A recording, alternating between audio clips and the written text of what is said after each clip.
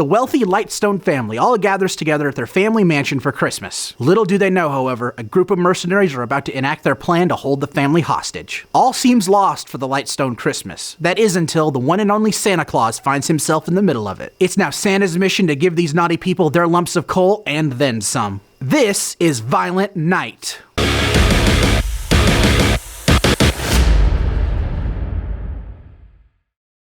Violent Night is a Christmas action film starring David Harbour as Santa Claus. And have you ever heard of a film's premise that just excites you so much you just find yourself screeching ferally? Kind of like Cartman did when he got $1 million.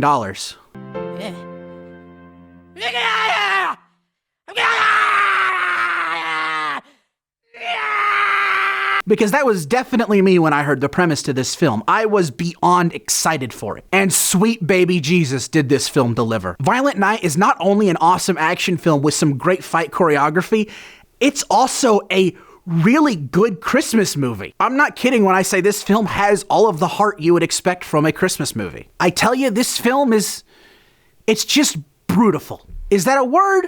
No. Do I care? No. And am I thinking about trademarking it?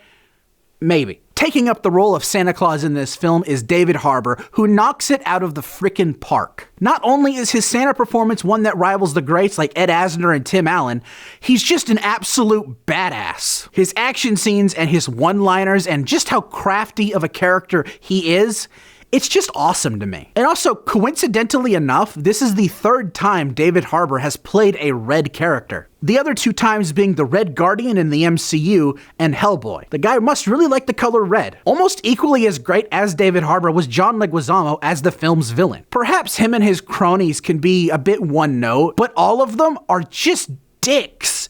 And it makes every action scene incredibly satisfying. But John Leguizamo plays this asshole mercenary just so well. A Christmas villain to definitely rival Hans Gruber. But the heart of this film is definitely Leah Brady. Her belief in Santa is extremely charming and downright adorable. And it's one of the main reasons why this film does such a good job at capturing the Christmas spirit. Now, something about this film I was almost always 100% sure I was going to love was the setup. What if Santa accidentally stumbled upon a hostage situation on Christmas night? Absolutely brilliant. What this film does, and I appreciate the film so much for it, like so much, is that it doesn't change Santa's character too drastically. Santa is a bit burnt out on Christmas, and the film tries to give him some backstory, but honestly, I can look past those character choices because A, Santa Claus has been burnt out on Christmas before in other media, and B, Santa Claus has so much lore in so many different countries,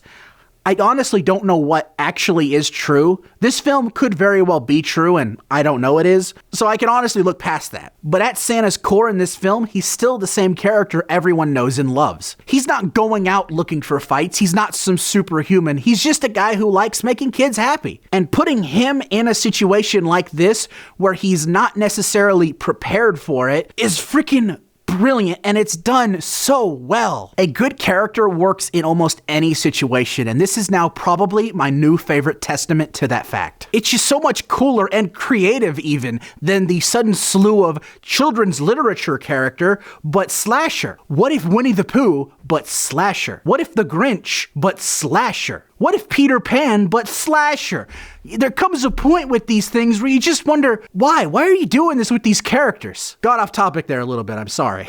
As an action movie though, this film is also top notch. I seriously would not expect anything less from the team behind John Wick, Nobody, and Bullet Train. This film is a series of amazing action scenes with some fantastic tracking shots backed up with some fantastic holiday music. Through all the violence and the gore and the swearing of this film, however, is a really heartfelt Christmas film though. Santa being this little girl's red guardian and them both having their doubts on the holidays really makes for a solid Christmas film. Even by the end of the film, I found myself tearing up because the film just hits me on an emotional level I just was not expecting. All the while, this is still a really fun film with some funny and admittedly cheesy one-liners and a lot of brilliant homages to other Christmas films. I tell you, there is nothing I love more than a Home Alone-esque scene, but with real-world consequences. It is comedy gold every time to me. This, to me, is the proper Christmas film that people always claim Die Hard is. Now, don't go twisting my words there. Die Hard is still a fantastic movie, just a freaking classic. However, this film is just brimming in Christmas spirit, something that Die Hard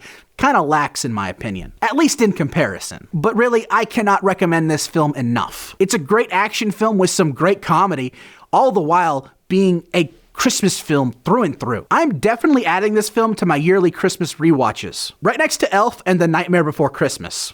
I know what I said. Thank you all so much for watching this video, but before we go, I want to talk to you about something. I had the pleasure of being invited to Tavern Talk, a movie podcast sponsored by Movie Tavern in Little Rock, Arkansas. I did the show with a fellow movie reviewer, Jordan Woodson, his dad, Santa Blake, Jeff Allen from the Point 94.1, a local radio station here in Arkansas, and my dad. I'd like to thank Phil and Cody for letting me be on that show. It was a lot of fun, and I'd like to repay them by shouting them out here on the channel. So please check out their channel. I'll leave the link in the description below. Thank you again for having me on your show. And thank you for watching this video. And if you enjoyed it, please consider hitting that like button. And if you want to see more, hit that subscribe button and ring that bell to be notified when my next review drops. Oh, and by the way, check out the website. Until next time, I'm Quint Dunaway, hoping you will keep it cinematic